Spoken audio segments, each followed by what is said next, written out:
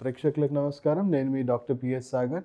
ఈరోజు మీకు అవగాహన కలిగించబోయే టాపిక్ వచ్చేసి కీళ్ళవాతం అంటే రుమటైడ్ ఆర్థరైటిస్. ఈరోజు మన టాపిక్ వివరంగా రుమటైడ్ ఆర్థరైటిస్ అంటే ఏంటి అండ్ ఫంక్షనల్ మెడిసిన్ ద్వారా అంటే మోడర్న్ ట్రెడిషనల్ మెడిసిన్ ద్వారా దీనికి ఎలాంటి వైద్యం అందుబాటులో ఉంది, ఎలా దీనికి పరిష్కారం అనేది మోడర్న్ ట్రెడిషనల్ మెడిసిన్లో అందుబాటులో ఉందని పూర్తి వివరాలు తెలుసుకోబోతున్నారు. సో దయచేసి వీడియో ఫస్ట్ నుంచి లాస్ట్ వరకు పూర్తి అవగాహన కోసం తెలుసుకోండి. Okay, so first thing, rheumatoid arthritis అనేది మనకు ఒక ఆటో ఇమ్యూన్ డిసార్డర్. అంటే మన రోగ నిరోధక శక్తి పూర్తిగా పాడైపోయి అది మనకు వ్యతిరేకంగా వర్క్ చేయడం స్టార్ట్ చేస్తుందన్నమాట. సో అప్పుడు దానివల్ల మనకి కీళ్ళన్నీ కూడా అన్ని జాయింట్స్లో మనకి ఎంతో కొంత డ్యామేజ్ అనేది జరుగుతూ ఉంటాయి. మెల్లిమెల్లిగా మీరు చూసుకుంటే స్టేజెస్ చూసుకుంటే స్టార్టింగ్ హెల్తీ జాయింట్, అది నెంబర్ 1 చూసుకుంటే హెల్తీ జాయింట్, మెల్లమెల్లగా జాయింట్ పాడైపోవడం, దాంట్లో జిగురు తగ్గిపోవడము, ఫ్యూజ్ అయిపోవడము అండ్ పూర్తిగా జాయింట్ ఫ్యూజ్ అయిపోయి బెండ్ అయిపోవడం స్టార్ట్ అవుతూ ఉంటుంది. సో రుమటైడ్ ఆర్థరైటిస్ స్టేజెస్ ఇవి. సో అలా ఒక్కొక్క స్టేజ్ మనకు డ్యామేజ్ అవుతూ ఉంటుంది. సో చూసుకుంటే మన చేతి వేళ్ళు, కాళ్ళు, మన ఎముకలు, ఆల్మోస్ట్ అన్ని జాయింట్స్, వెన్నుపూస అన్నీ కూడా ఎఫెక్ట్ అయ్యే అవకాశం ఉంటుంది. సో మనం చూసుకుంటే ఇలా అన్ని జాయింట్స్ మీద ఎఫెక్ట్ పడి ఇలా ఉన్న మనిషి తక్కువ సమయంలోనే మనకు స్టేజెస్ వైజ్ డ్యామేజ్ అయిపోయి పూర్తిగా ఎముకల వ్యవస్థ అంతా కూడా ఎముకల గూడుగా మారిపోతూ ఉంటుంది. ఒక్కొక్క స్టేజ్ డ్యామేజ్ అవుతూ ఉంటుంది. సో మనకి ఆటో ఇమ్యూన్ డిసార్డర్స్ పరంగా మనం వివరంగా మాట్లాడుకుంటే ఇప్పుడు నార్మల్గా ఉన్న వాళ్ళందరికీ కూడా మనకి ఎలాంటి ప్రాబ్లం లేని వాళ్ళకు ఒక నార్మల్ ఇమ్యూనిటీ ఉన్నట్టు. సో లో ఇమ్యూనిటీ అంటే వీక్ ఇమ్యూనిటీ ఉన్న వాళ్ళకు ఈజీగా వాళ్ళు ఇన్ఫెక్షన్స్కి ప్రోన్ అవుతూ ఉంటారు. అదే కొంతమందికి ఎలర్జీస్ ఉంటాయి, కొంతమందికి ఆటో ఇమ్యూన్ డిసార్డర్స్ ఉంటాయి. ఎలర్జీస్ వల్ల వాళ్ళకి ఆస్తమానో లేకపోతే ర్యాషెస్, ఎగ్జిమానో ఇలాంటి కండిషన్స్ వస్తూ ఉంటాయి. దానివల్ల వాళ్ళకి హాని జరగదు, కాకపోతే ఇబ్బంది పడుతూ ఉంటారు. బట్ ఆటో ఇమ్యూన్ డిసార్డర్ అంటే మిమ్మల్ని కాపాడాల్సిన వ్యవస్థనే మీ మీద పూర్తిగా తిరుగుబాటు చేసేసింది.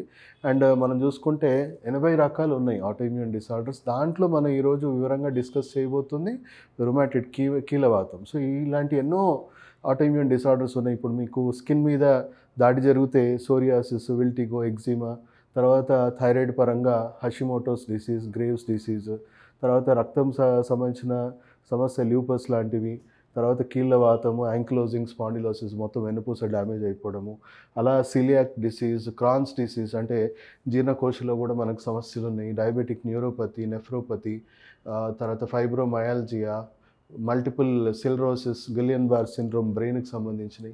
సో ఇలా ఎక్కడ దాడి చేస్తే అంటే ఎక్కడ సిస్టమ్ వీక్గా ఉందో అక్కడ ఎక్కువ దాడి జరుగుతుంది. దాడి జరుగుతున్న ఏరియాని బట్టి మనం ఒక పేరు పెట్టుకున్నాం. సో దాన్ని మనం ఇప్పుడు కీళ్ళ మీద దాడి జరుగుతుంటే మనం ఆ సమస్యని రుమాటిడ్ ఆర్థరైటిస్ లేదా వెన్నుపూసని డ్యామేజ్ చేస్తే అది యాంక్లోజింగ్ స్పాండిలోసిస్ అని మనం అంటున్నాం దీన్ని. సో చూసుకుంటే ఇప్పుడు మనకు అందుబాటులో ఉన్న వైద్య వ్యవస్థలు ఏవేవి ఉన్నాయి? ఒకటి ఇంగ్లీష్ మెడిసిన్ అంటే అలోపతి అంటాము, రెండవది ఆయుర్వేదము, అలాంటివి ఉన్నాయి, ప్రాచీన పద్ధతులు. ఈ ప్రాచీన పద్ధతి ఏదైతే ఉందో దాన్ని ఇన్స్పైర్ అయ్యి మోడర్న్ నాలెడ్జ్ని బేస్ చేసుకొని ప్రపంచ ఆరోగ్య సంస్థ కానీ ఇప్పుడు సెకండ్ లీడింగ్ ప్రాక్టీస్గా వరల్డ్ వైడ్ చూసుకుంటే functional medicine, modern traditional medicine అనొచ్చు. సో వీటికి దీనికి డిఫరెన్సెస్ ఏంటి అనేది మనం పూర్తిగా ఈరోజు తెలుసుకుంటాం. ఎందుకంటే ఇది ఇప్పుడు నెక్స్ట్ లీడింగ్ ప్రాక్టీస్గా చెప్పొచ్చు. ఎందుకంటే విషపూరితమైన వైద్యం నుంచి జనాలు బయటపడాలనుకుంటున్నారు. ప్రపంచ ఆరోగ్య సంస్థ అన్ని ప్రపంచ దేశాలన్నీ కూడా విషపూరితమైన వైద్యము, అనవసరమైన శస్త్రచికిత్సలు తగ్గించాలనే కోణంలో ఫంక్షనల్ మెడిసిన్ ఇప్పుడు చాలా పెద్ద ఎత్తున అభివృద్ధి చేస్తున్నారు. ఏంటి రెండింటి మధ్యలో డిఫరెన్సెస్ ఏంటి? ఫస్ట్, ఫంక్షనల్ మెడిసిన్ అంటే మనకు రోగం ఏదైతే ఉందో ఏ రోగం అయినా కూడా ఆరోగ్యం తగ్గితేనే మనకు అనారోగ్యం వస్తుంది అని మనందరికీ తెలుసు. సో ఆరోగ్యం ఎందువల్ల తగ్గుతుంది? మనం చూసుకుంటే 90% మనకు జీవనశైలి వ్యాధులే. అంటే డైట్, లైఫ్ స్టైల్, స్ట్రెస్, ఇమ్యూనిటీలో లోపాలు రావడం వల్ల మనకి ఫలానా రోగాలు, ఇన్ని రకాల రోగాలు వస్తూ ఉన్నాయి. అంటే ఆరోగ్యం తగ్గడం వల్ల అనారోగ్యాలు వస్తున్నాయి. ఫంక్షనల్ మెడిసిన్ ప్రత్యేకత ఏంటి అండ్ ఇంగ్లీష్ మెడిసిన్ ప్రత్యేకత ఏంటంటే ఇంగ్లీష్ మెడిసిన్ కేవలం సిమ్టమ్స్ మీదనే వర్క్ చేస్తుంది. అంటే దానివల్ల మీకు ఏదైనా నొప్పి వస్తుందంటే పెయిన్ కిల్లర్ ఇవ్వడము, సో సిమ్టమ్స్ని సప్రెస్ చేయడమే వైద్యంగా ఉంటుంది. రోగాన్ని ప్రోత్సహిస్తూనే ఉంటారు, రోగం పెరుగుతూనే ఉంటుంది, అనారోగ్యం పెరుగుతూనే ఉంటుంది. దానివల్ల రోగం ఇంకా ముదిరిపోయి సర్జికల్ స్టేజెస్లో ఎండ్ అవుతాము. సర్జికల్ స్టేజ్లో కూడా సొల్యూషన్ కాదు, ఇంకా వర్స్ట్ కాంప్లికేషన్సే మనకి వస్తూ ఉంటాయి. సో అదే ఫంక్షనల్ మెడిసిన్ ఫోకస్ ఏంటి, ఆరోగ్యం తగ్గడం వల్ల అనారోగ్యం వచ్చింది కదా, సో ఆరోగ్యాన్ని మనము పెంచితే, ఇంప్రూవ్ చేస్తే, కరెక్ట్ చేస్తే దానివల్ల అనారోగ్యాలు పెరగడం తగ్గుతుంది.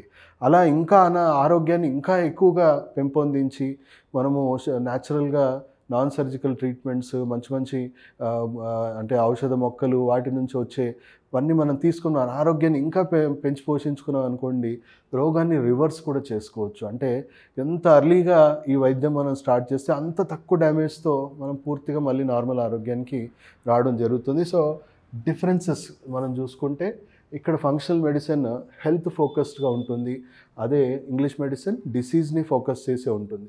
ఇక్కడ హోలిస్టిక్ అప్రోచ్ అంటే ఎన్ని రకాలుగా, అంటే మీ జీవనశైలిని కరెక్ట్ చేయడము, ఔషధ మొక్కలు ఏవి మీకు ఆరోగ్యాన్ని పెంచేవి ఉన్నాయో అవన్నీ మీకు ఇవ్వడము, పోషకాలు పెంచడానికి ఇంకా ఏమేమి సప్లిమెంటేషన్ తీసుకోవడము, ఏదైనా అవసరం పడితే బాడీలో బ్లాకేజెస్ ఓపెన్ చేయడానికి మంచి మంచి ట్రీట్మెంట్ పద్ధతులు, మనకి నాన్ సర్జికల్ పద్ధతులు ఉన్నాయి. హోలిస్టిక్ అప్రోచ్ ఉంటుంది. ఇక్కడైతే మెకానిస్టిక్, మనకు సపరేట్గా అన్ని పార్ట్స్ని డివైడ్ చేసుకొని ఆ పార్ట్స్ సంబంధించిన ప్రాబ్లం ఉన్న వాళ్ళకి స్పెషలిస్ట్ ఉంటారు. ఓన్లీ సిమ్టమ్స్ని మాత్రం సప్రెస్ చేయడమే వైద్యంగా ఉంటుంది. ఇది ప్రివెంటివ్గా ఉంటుంది, అది రియాక్టివ్గా ఉంటుంది. అంటే ప్రివెన్షన్ క్యూర్ అనేది మోటివ్గా ఈ వైద్యం ఉంటుంది. అంటే మీరు ఏ స్టేజ్లో వచ్చినా ఇంకో స్టేజ్ పెరగకుండా ఉండడానికి ఉంటుంది, అండ్ రూట్ నుంచి వీలైనంత మటుకు క్యూర్ చేసుకొని మళ్ళీ నార్మల్ లైఫ్కి రావడానికి. అక్కడైతే రియాక్టివ్, అంటే రోగం ఎప్పటికీ పెరుగుతూనే ఉంటుంది, జస్ట్ సిమ్టమ్స్ని మేనేజ్ చేయడమే, ఆ స్టేజ్ దగ్గరగా సిమ్టమ్స్ని మేనేజ్ చేయడానికి వైద్యం అందుతుంది. ఇక్కడ పేషెంట్కి చాలా అవేర్నెస్ ఇవ్వాల్సి వస్తుంది. అందు గురించి మా దగ్గరికి వచ్చిన పేషెంట్ మినిమం ½ అన్ అవర్ మీతో స్పెండ్ చేయాల్సిన పరిస్థితి ఉంటుంది. సో టైం ఎక్కువ పడుతుంది మా దగ్గర. ఇక్కడైతే పేషెంట్కి టైం స్పెండ్ చేయాల్సిన అవసరం లేదు, ఎందుకంటే సిమ్టమ్స్కి వైద్యమే కాబట్టి మీరు డిసీజ్ చెప్పకముందే సిమ్టమ్స్కి ట్రీట్మెంట్ ఇచ్చేయచ్చు. ఇక్కడ ఇంటిగ్రేటివ్ అప్రోచ్ ఉంటుంది, అక్కడ లిమిటెడ్ అప్రోచ్ ఉంటుంది, ఇక్కడ క్లయింట్ సెంటర్డ్ ఉంటుంది, అక్కడ డిసీజ్ సెంటర్డ్ ఉంటుంది. ఇక్కడ కూడా ఎవిడెన్స్ బేస్డ్ అండి, ఇదేమి నాన్ ఎవిడెన్స్ బేస్డ్ కాదు.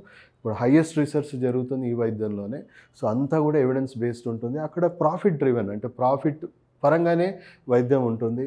ఇక్కడ ద వై, అక్కడ వచ్చేసి ద వాట్. అంటే ఇక్కడ పేషెంట్కి డిస్ఫంక్షన్, రూట్ కాజ్కి ట్రీట్మెంట్ ఉంటుంది, అక్కడ ఓన్లీ సిమ్టమ్స్కి అందుబాటులో ఉంటుంది. సో ఇది క్లియర్ డిఫరెన్స్ అండి దీంట్లో మనం చూసుకుంటే. సో ప్రపంచ ఆరోగ్య సంస్థ కూడా వరల్డ్ వైడ్ ఇప్పుడు ఆల్మోస్ట్ 194 కంట్రీస్ని ఒప్పించుకుంది. ఈవెన్ మన భారతదేశం కూడా MOU సైన్ చేసింది వైద్యాన్ని అభివృద్ధి చేయడానికి. ఫుల్ ఫ్లెజ్డ్గా ఇప్పుడు సెంట్రల్ గవర్నమెంట్ కూడా ఆల్రెడీ ముందుకు వచ్చింది. సో అవేర్నెస్ ఎంత త్వరగా పెరిగితే అంతమందికి అనవసరమైన మందులు, అనవసరమైన శస్త్రచికిత్సలు తీసుకోవాల్సిన అవసరం తగ్గుతుంది. సో మనం కూడా మన వంతు, ఎందుకంటే ఎలాంటి కార్పొరేట్ కంపెనీస్ దీంట్లో ఇన్వాల్వ్ లేవు కాబట్టి మనమే అవేర్నెస్ తెచ్చుకోవడం మంచిది.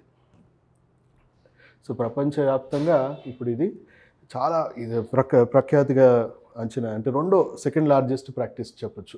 సో ఇక్కడ చూసుకుంటే మనము అనవసరంగా పెయిన్ కిల్లర్స్ ఇవన్నీ వాడేసి ఓవర్ డోస్ అయిపోతూ ఉన్నాం, స్టెరాయిడ్ వాడేసి మన అవయవాల్ని దెబ్బ తీసుకుంటా ఉన్నాం. జస్ట్ డాక్టర్ క్లియర్గా చెప్తారు, మీకు మా దగ్గర ఎలాంటి వైద్యం లేదు, కేవలం సిమ్టమ్స్ని సప్రెస్ చేస్తూ పోవాలి, స్టెరాయిడ్స్, పెయిన్ కిల్లర్స్ జీవితాంతం వాడాలి. అంటే అక్కడ రోగం పెరుగుతూనే ఉంటుంది, అండ్ వీటి వల్ల ఇంకా అనారోగ్యాలు పెరుగుతూ ఉంటాయి.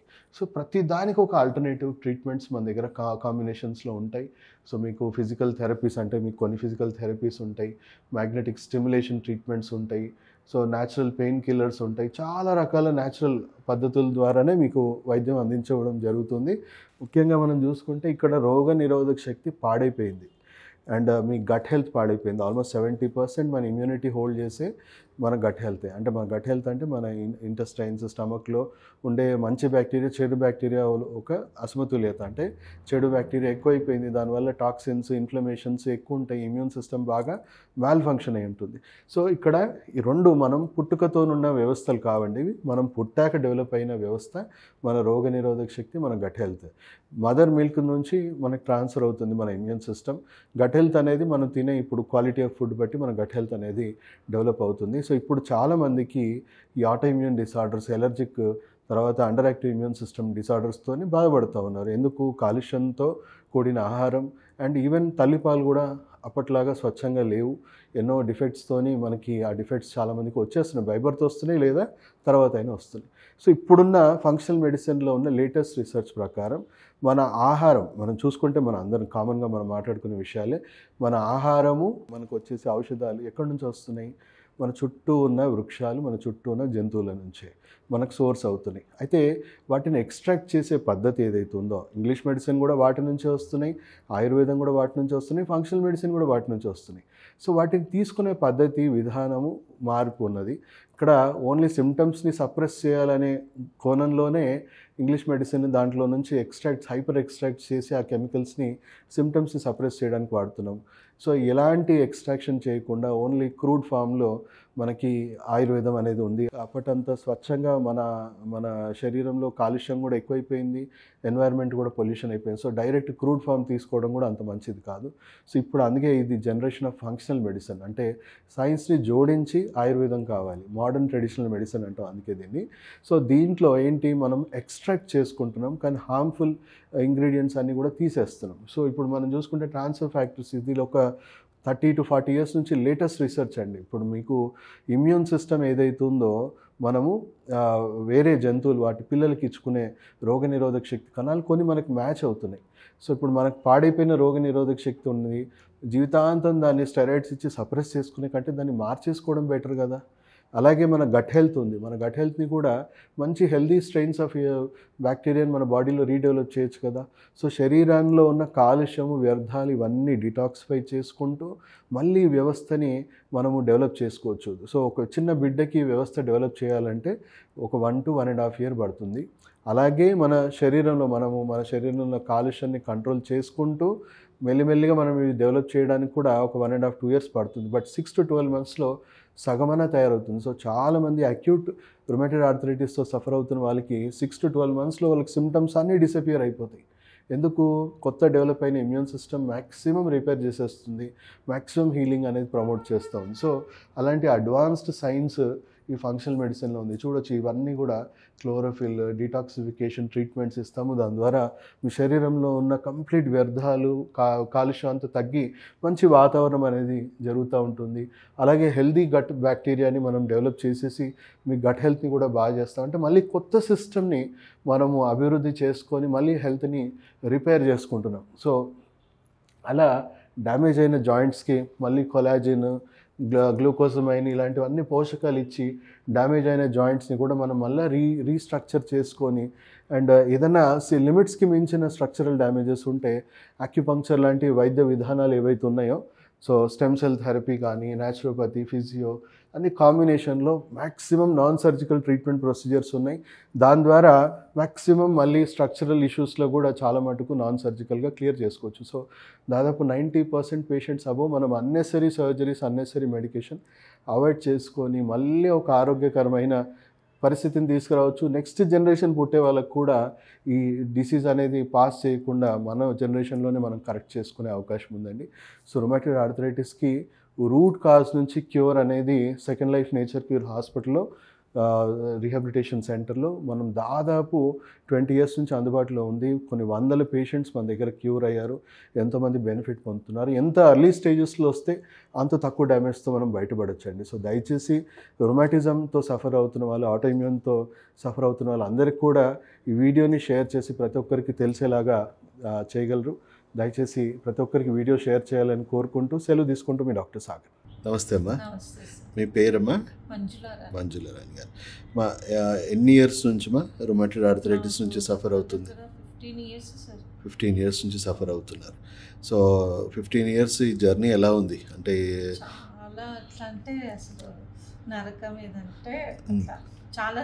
చాలా హెవీగా డ్యామేజ్ అయినాయి కదా మీకు రుమటైడ్ ఆర్థరైటిస్, చాలా హై స్టేజ్లో.